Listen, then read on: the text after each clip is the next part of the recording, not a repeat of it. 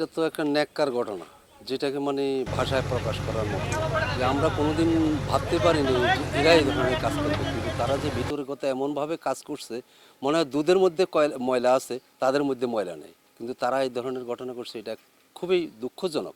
দুজন লোককে তারা একসাথে মারছে, মা ছেলে, তাহলে সেইভাবে আমরা একটা ফাঁসি চাই। সৎ ভাইয়ের হাতে আপনার ছোট একটা বাচ্চা আর মারে ফেলাইছে এরা। 2-3 ভাই মিলে মনে মারছে না? হ্যাঁ, 2 ভাই মিলে মারছে, আমরা শুনছি। তবে আমরা এটা একটা দৃষ্টান্তমূলক শাস্তি চাই, যে এই বাংলাদেশে এমন ঘটনা না হয়। এরা এরা আসলে লেবাসধারী যেভাবে চলাফেরা করছে, এলাকার মাঝে দোকান ফাড়ে বল চলছে, এরা অন্য লোকের কে সাপোর্ট করে গেছে, অন্য লোককে অন্যায় করছে, তাকে লুকাইয়া রাখছে, এই ধরনের কিছু কথাবার্তা বলিয়া তারা এইভাবে চলছে।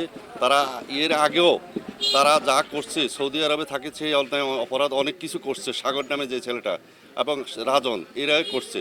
কিন্তু এখন তারা যারা যেটা করছে, এটা নির্মূলভাবে এই মায়ের ছেলেকে হত্যা করা এবং তাদের সম্পত্তির লোভে তারা যেটা করেছে, এটা কিন্তু তারা আসলে অন্যায়ভাবে করেছে।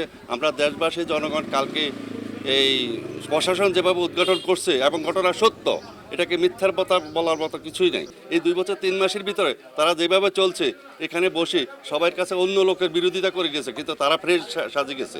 রাজন, সাগর তারা হচ্ছে ভাই ভাই। আর টিপু যে ছেলেটা, উনি হচ্ছে ওনাদের বড় ভাইয়ের ছেলে।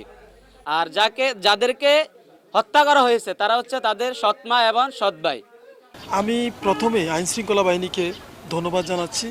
এমন একটি মামলা ওনারা হাতে নিয়ে ওনারা অত্যন্ত দক্ষতার সহিত অত্যন্ত সুন্দরভাবে এই কাজকে সম্পন্ন করার জন্যে আমি অনেক অনেক ধন্যবাদ আবারও জানাচ্ছি। আর কালকের এই ঘটনা পুরো গ্রামবাসীকে কাঁদিয়েছে।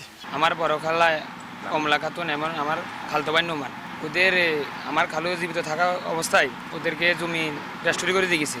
যখন আমার খালা মারা যাওয়ার পরে এরা মৌসুলে জমি বিক্রি করছে 90 লাখ টাকা। আমার খালা বানা হয়েছে 13,25,000 টাকা।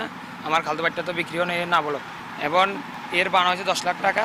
10 লাখ টাকা বানা হইতে 10 লাখ টাকা বানা হয়েছে। আমার খালা হিসাব করে হাজে 1,25,000 টাকা। যখন ওদের খুঁজে ওরা দিল না, 30,000 টাকা দিছে আর বাকিগুলো দিল না। এর মধ্যে খুঁজলে মারিয়েলামু কাটিয়েলামু বিভিন্ন রকমের আচরণ করে। কজের টাকা দিব না তো আমার আব্বা যে জমি দিছে এটাও রিটার্ন দিত। এখন আমরা আবার সেখানে গেলাম, যাই দেখলাম যে আমার খালাম্মার নাই। এরা পরে আমরা চলে এলাম। এরা এ ফাঁকে আমাদের জন্য মামলা জিডি করছে থানায়।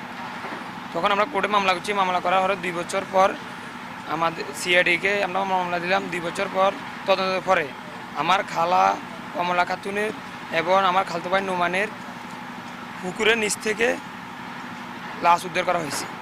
আমরা অলরেডি ডিসিজড নোমান এবং তার মায়ের ডিএনএ আমরা সংগ্রহ করেছি।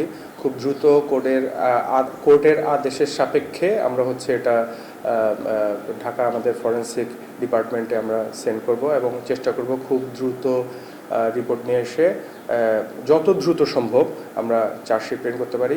পাশাপাশি অন্য কোনো আসামি যদি এই ঘটনায় জড়িত থাকে, আমরা আরও ডিপলি ব্যাপারটা তদন্ত করতেছি। আদালতের 3 জন আসামি যাদেরকে আমরা গ্রেপ্তার করেছি তারা 164 ধারা জবানবন্দি দিয়েছেন, এবং তারপরেও যদি আমাদের কাছে মনে হয় যে এখানে আরও কেউ সংশ্লিষ্টতা থাকতে পারে, তাহলে আমরা তাদেরকে গ্রেপ্তার করার জন্য যথাযথ ব্যবস্থা খুব দ্রুতই গ্রহণ করব।